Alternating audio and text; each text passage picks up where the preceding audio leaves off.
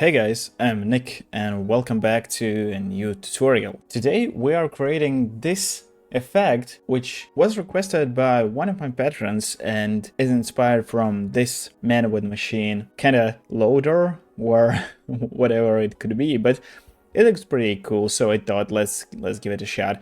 But we also will be creating a bit different setup. We'll be using some Vellum, as you can see in the intro. Let's start with dropping a geonode, right? So what we want is this one will be circular. So let's create a circle.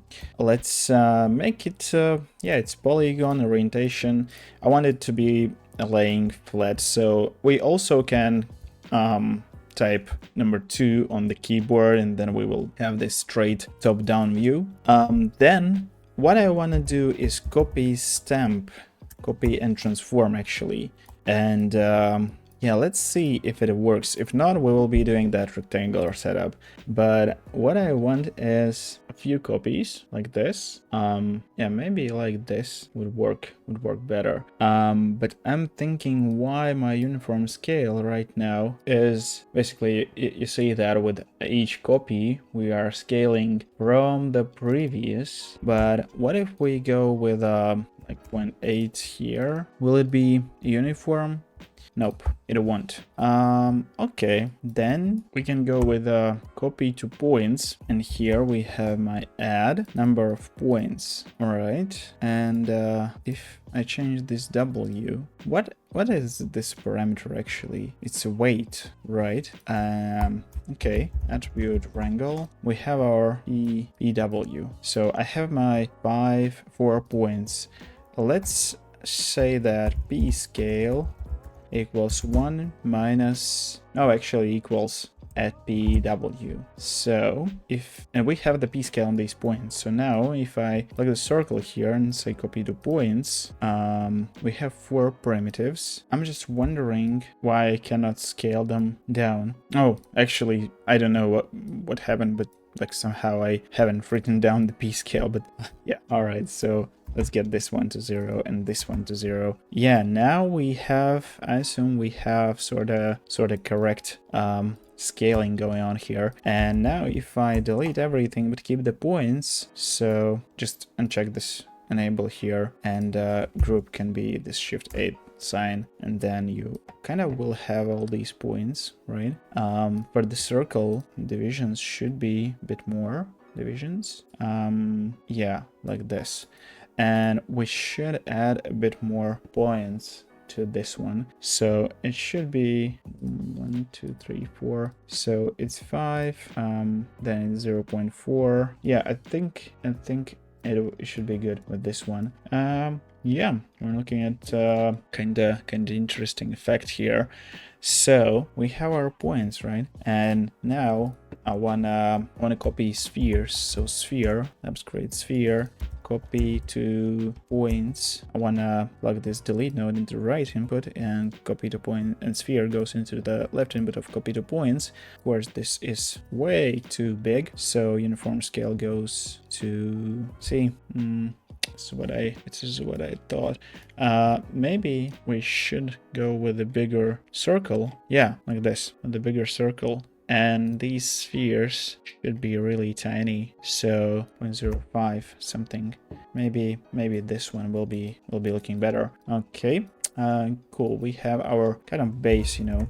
So then this color, because we will be transferring the attributes, or actually we could go with that mask from geometry thing, right? So it's mask from geometry, and yeah, I'm not sure if we should go per point. Yeah, maybe let's go per point. So basically we will be controlling the size, the inflation on these spheres. So here we wanna choose a box as our kinda that mask geometry. Plug that into the mask from geometry, plug copy to points to mask from geometry. Here color, because we want to see what we have masked. Ramp from attribute should be mask, and because we have a dark background, maybe it will be better if we make everything red and our mask will be white. Yes, see. So what do we want to do? Make it smaller like this, more narrow. For the size, it could be like 3, right?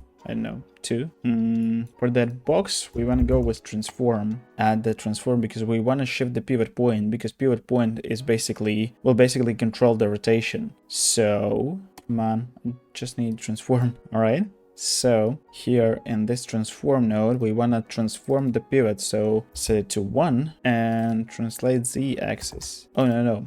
We actually want to go with x-axis. So pivot translate 1 in x-axis and translate -1. But I think we should go -2 and 2. And now if we set the rotation to be every frame, so we will have, yeah, cool, it works. Look at that. Yay. Awesome. Yeah. Now you see here we have more points than here. That's because basically here we have more points influenced by that mask than here, and it will be a kind of strange result. What we want to do is go and create some loop cuts. So it will be like 2. Actually, we just need these loop cuts here. So then we need linear taper, I assume. Just connect it here, and this taper, let's see how it works. So right now it's nothing, I assume, but oh yeah, cool. So it works, but it's the wrong direction. I assume we want to set the direction to be, oh, look at that, it works. Yeah, I know, capture origin. Yep. Nope, actually capture length, I assume it's what we need, and then capture origin could be -1, and yeah, look at that, it works. So I'm not particularly worried about this length here. What's squish? Oh no, we don't need squish. We just want to make sure that it's more narrow here than here, because then you will see that the number of the activated points is equal. Oh, no, it's reversed actually. So here in the transform, like before the transform that actually influences the pivot and makes it rotate, we wanna rotate our bend 180, I assume. So yeah, now I assume now it works, right? So for this box, we could make it a bit more narrow, and yeah, I think we're good. Maybe even more taper. But yeah, look at that. Oh, god damn it. But anyhow, it kind of works, I assume, right? So we can scale it down by y-axis. Yeah, looks good to me. And here in this mask from geometry, you can make the mask radius smaller, and basically it determines how smooth it will be. I would like to keep that at, I don't know, maybe 0.5 or something. But yeah, looks good. All right, so now we are kind of good to make our Vellum, right? We have our animation, goes like this, goes pretty well.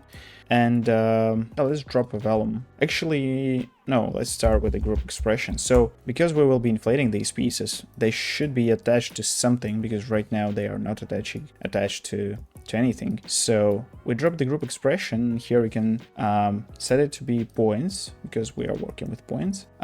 Pin group could be the group name, and the expression should be, we can use x coordinate less than 0, but we will be using not the x, we will be using y coordinates. So we will be targeting all the points that are below the 0 in the y-axis. We'll leave it for now as it is right now.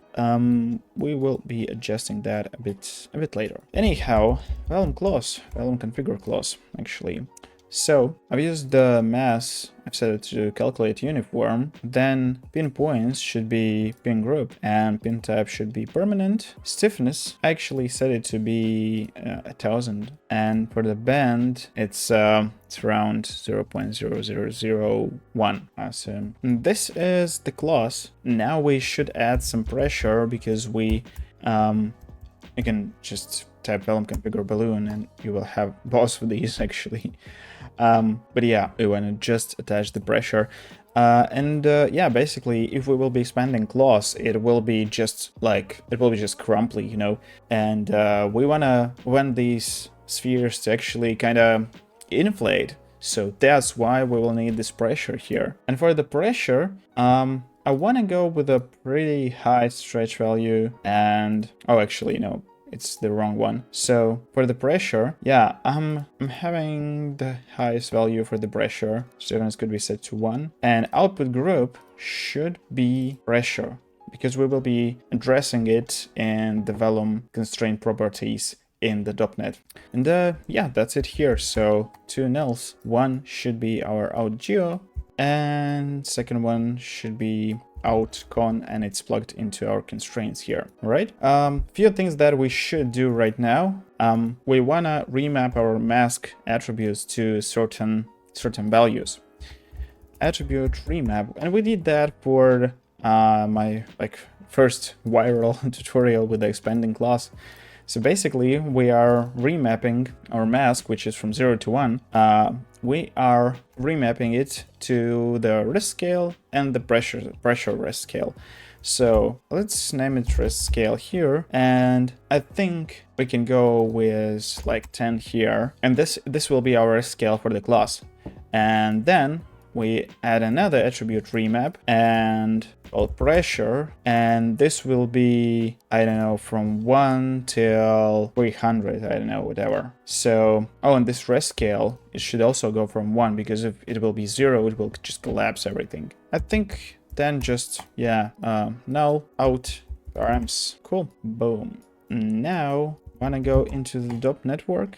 Could be here, and let's go inside and set up our Vellum solver.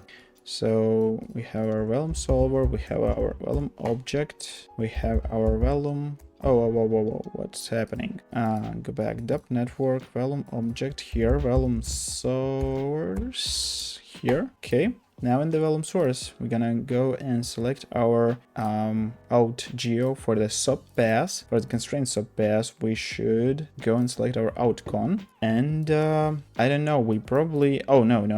Right now, if we play it, I mean, nothing will happen, because there's nothing that would influence our spheres in any way.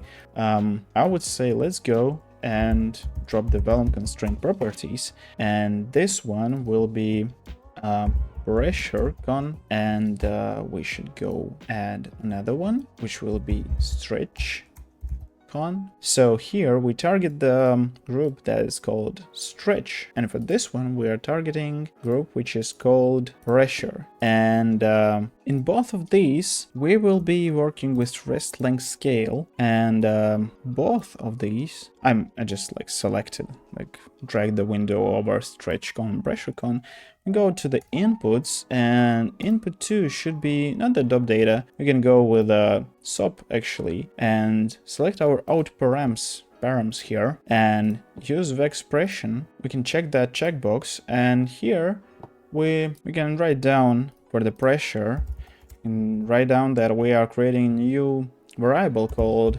pressure value. And now from the point from that sub that we just specified, like out params, which is at the first input, we get the attribute called pressure, and we get that from the all points using ptnum. And then rest scale should be equal to the pressure val, right? And that same thing I want to do with the stretch. So stretch val, or value, stretch value, equals to the attribute called stretch that we grab from all the points from the first input. And then we have our rest scale that should be equal to that value.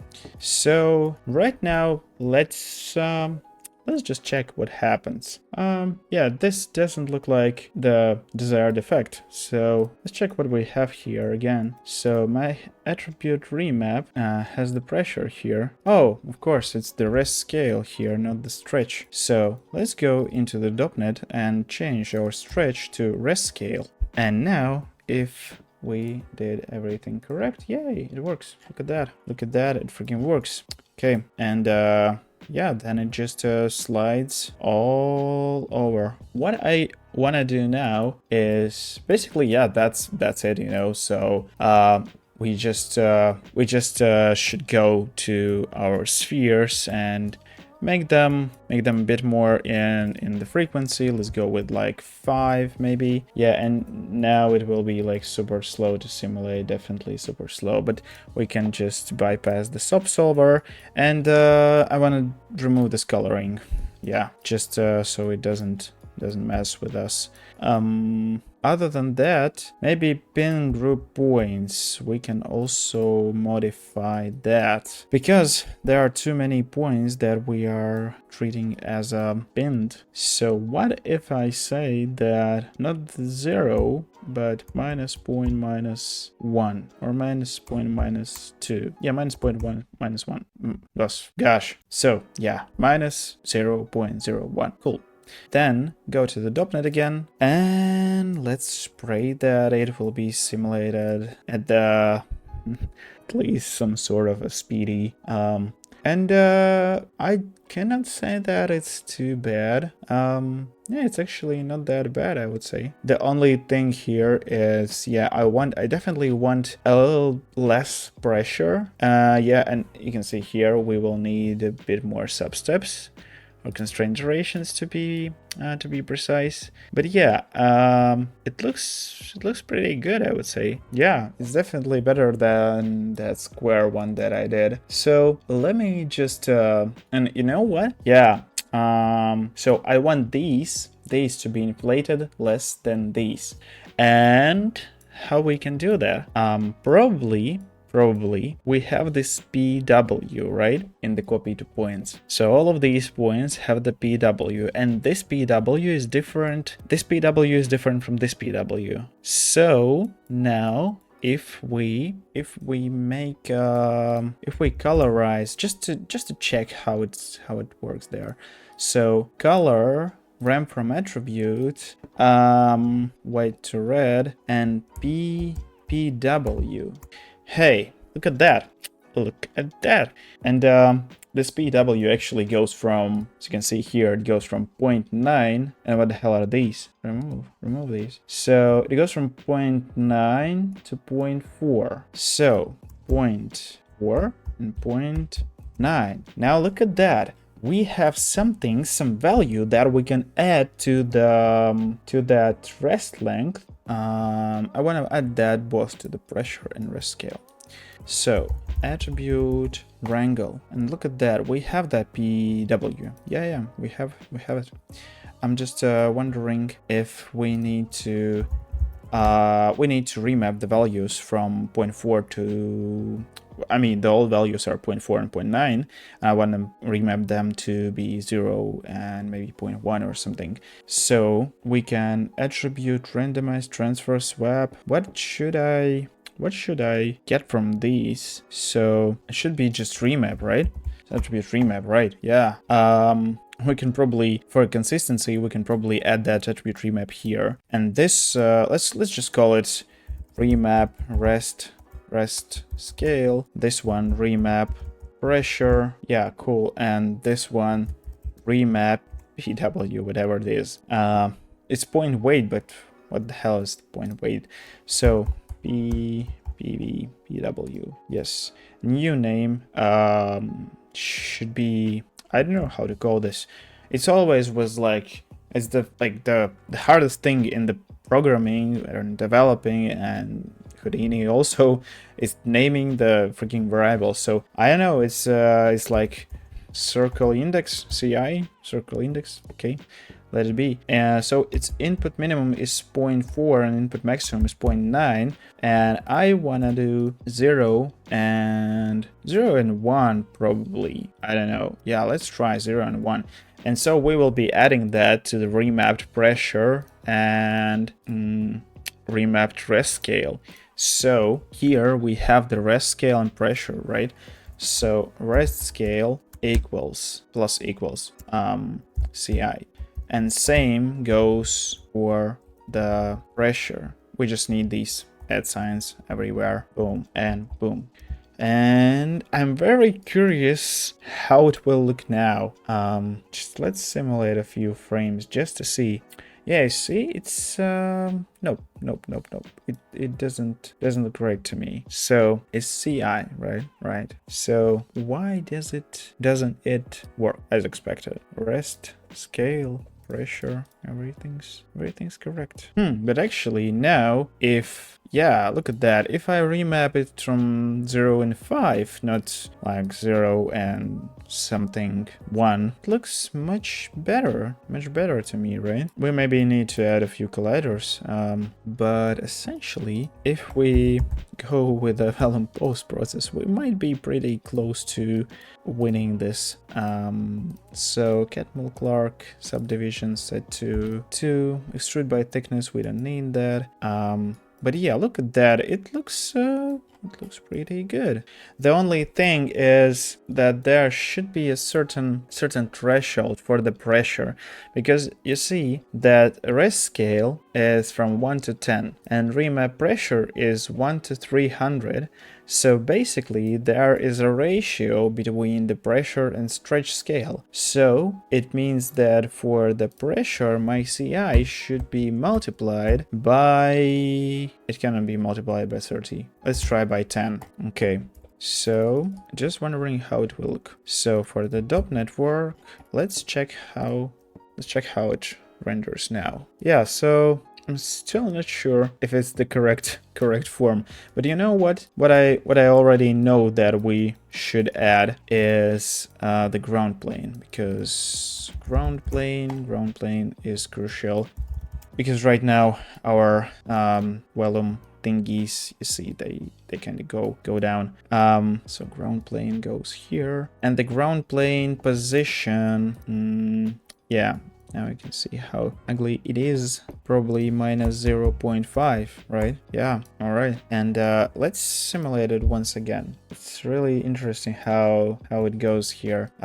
It's very much fiddling with these parameters. I don't know if I should include that into the tutorial, but yeah, let's say pressure should be multiplied by 50. Yo, but look at that. Now these look better. These look better actually. So maybe it's how it actually should look like, or I don't know. No, but I'm just why my ground plane is there, because it should be, come on. Okay, so 0.2 maybe, 0.25. Yeah, 0.25. Okay, and I'm not sure why my ground plane here is still like that high.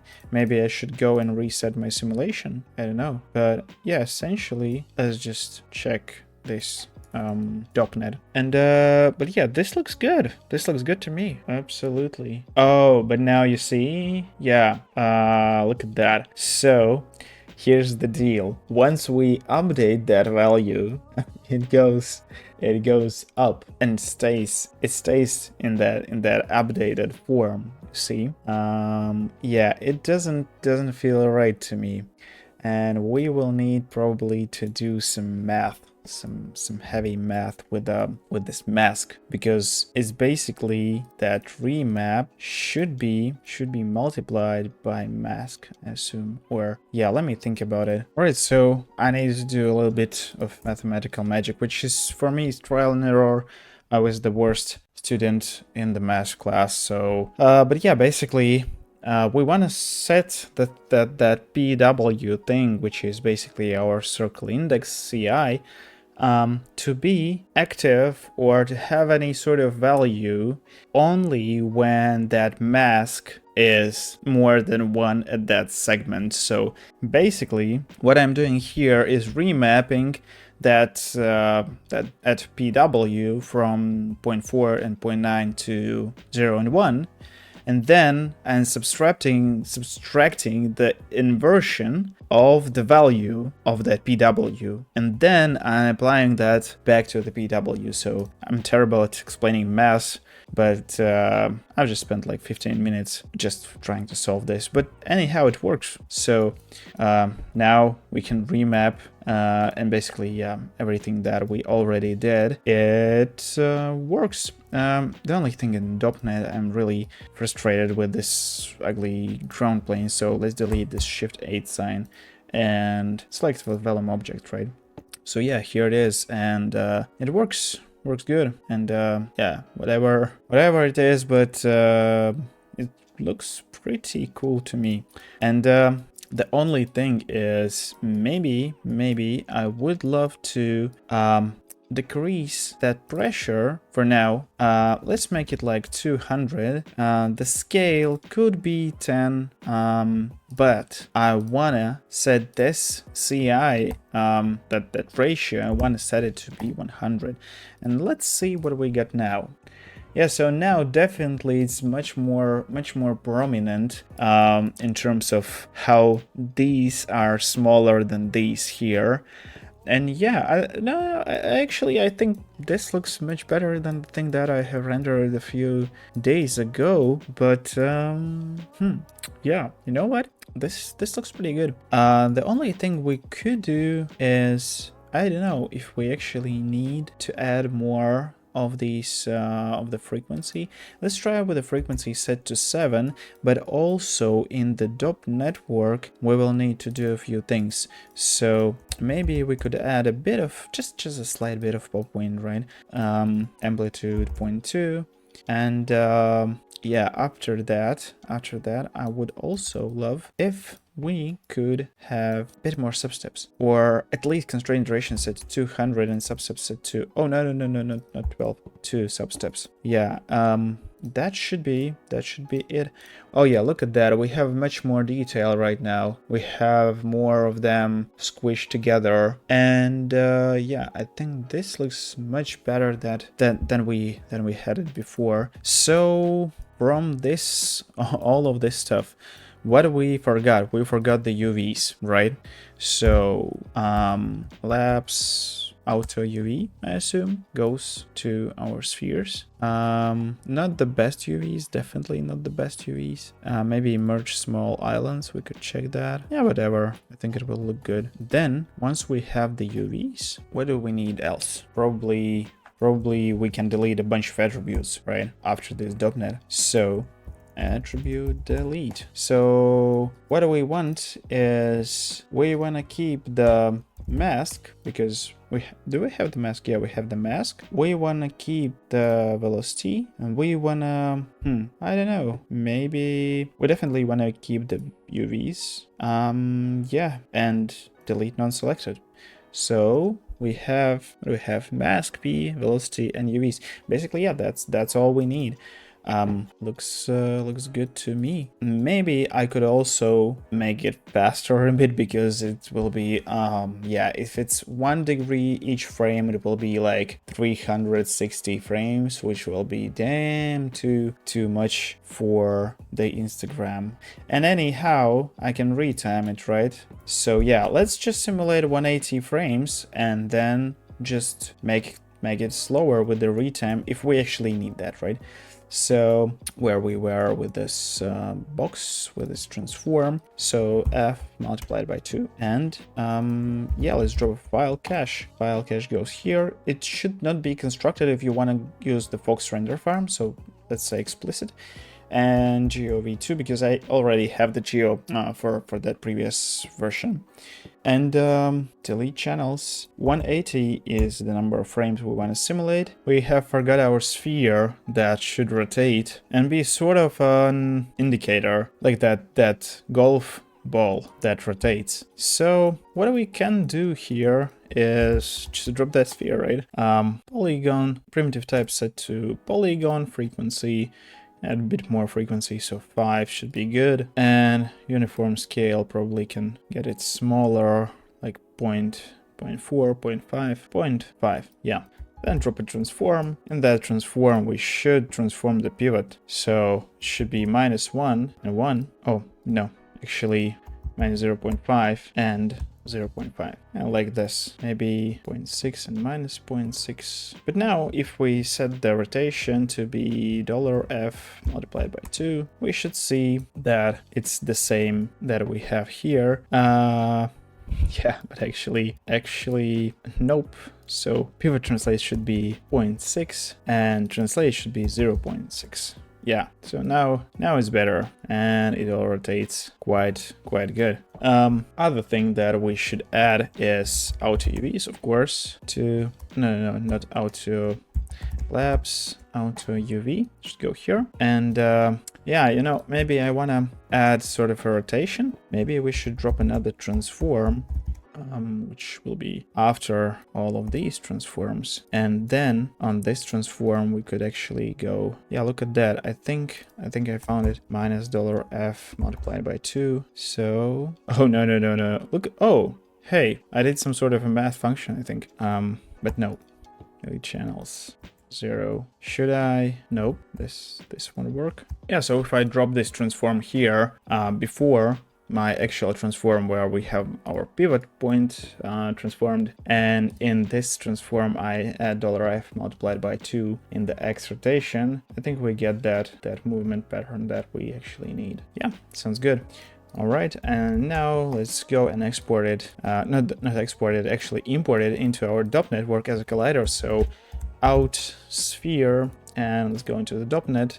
Let's grab static object, and this static object goes into the merge. It should be on the left side, like this, and then use deforming geometry, use object transform, create active object, all the things here, and of course out sphere in the subpass. For the collisions, I don't know, whatever works for you, because it should be fairly easy to do. I'm just to do a quick test, maybe should drop a merge and see how it all looks actually. These two, outsphere and Vellum post process, goes into the merge, and let's check. Let's remove this one. But yeah, actually it looks great, I would say. I like how it looks actually. Now we can cache it out. So now we should be good with everything here, and look at that. It looks pretty beautiful, you know. Let's maybe render out a playbook, or flipbook actually, and see, let's see how it goes. Let me bring it back here, and maybe it shouldn't be that big. Yeah, looks pretty good. A little flippy, but yeah, looks pretty good, I would say. Yeah, especially if we will add a Vellum post process in the end. But for now, what we can do is set up all the materials, lights, whatever else we need, right? So this grid should be translated to minus 0.05. I think so, at least I think so. Yeah, I think these are sitting on that, or nope, they actually are not. 0.025, yes, 0.025. And of course camera, this will be actually first fully step-by-step tutorial. So 1080 by 1920 for the transform. Yes, we will need to transform our camera, but also for the sampling, no, for the view, I want to go with 125 as a focal length. And now we can just scroll away, really scroll away. Yeah, like this. It starts here. I want to go like contour clockwise, like this. Yeah. Now for my camera, let's go into transform. Let's zero out everything that we don't need. Minus 90, minus 180, 0. Maybe let's go a bit closer. Yeah, like this. Wondering if we won't cut anything. We might cut some parts. So let's just move the camera a bit higher, like this. Yeah, like this should be good. And now it's time to drop the materials, right? So grid, no, let's go into the materials. RS material, then red shift material, and this will be sphere material, then this will be loss material, yes, and this one will be BG material, background material. So yeah, for this one, definitely you want to set the roughness to be like 0.7 or 0.8. It can be white. Then for the sphere material, we don't need anything. Yeah, let me just add in the camera, because I will need some close-ups and I don't want to mess with this camera that we already set up. But here in the geo material, we should set the material here and material here, and this one will be that sphere material that we just created, so here, and this one will be our gloss material. And we also can check this Vellum post process. So BG material here, and RS light dome, and in my RS light dome we uncheck enable viewports and we uncheck the environment background. For the texture, here we have Brown Photo Studio, saturation set to 0. For the geometry spreadsheet, nope, everything is good. Let's fire up the render. So unfortunately, issue with the previous tutorial was that OBS somehow starts enormously dropping frames when I'm firing the redshift render. So that's why I did everything in this tutorial. I set up my textures, but yeah, then it suddenly just doesn't work, and I have like audio drifting away and the screen is just frozen. So yeah, I assume we will be just setting up all of these again. But anyhow, here's my like super close-up camera, and you can see that we have this gloss texture on our spheres and some sort of a very subtle bump texture on that main sphere that rotates counterclockwise. And here you can see my background material is just like that off-white with a lot of roughness, setting at 0.8. For the gloss material, I'm using these two textures from this resource folder. You can find this fabric 104. It's a free texture, and I'm using just roughness map and normal map, and all of these are set to be raw. Here the color space should be raw, and then I have my particle attribute lookup, my mask, which is black and white essentially, but I'm using this ramp to remap the colors to be again from off-white to that orange color. And for the sphere, I again have my orange as a diffuse color, a bit of roughness, and I'm using this Maxon noise, which is bind to the UVs. So here in the input, your source should be UV vertex attribute, because otherwise this texture won't stick, it just will like flow when we transform the position, or in other words, this sphere rotates away counterclockwise. And yeah, this Maxon noise is plugged into the bump map. That bump map input map type now is height field. In our normal map for the class, input map type is tangent space normal, but if you are using noises, just use height field. And yeah, then it's into the sphere material. And for the actual rendering, so out redshift ROP rendering, I should say 180, right? 180 frames, camera 1, not that close up, but just our regular camera that we set earlier. And I'm rendering PNGs, and my settings for the redshift are min samples 8, max samples 256, threshold, maybe we can go with threshold 0.05, and I'm overriding the light samples to be 512. For the global illumination, I'm using brute force trace depth set to 10, and for the secondary GI engine, I'm using irradiance point cloud with the brute force ray set to 1024.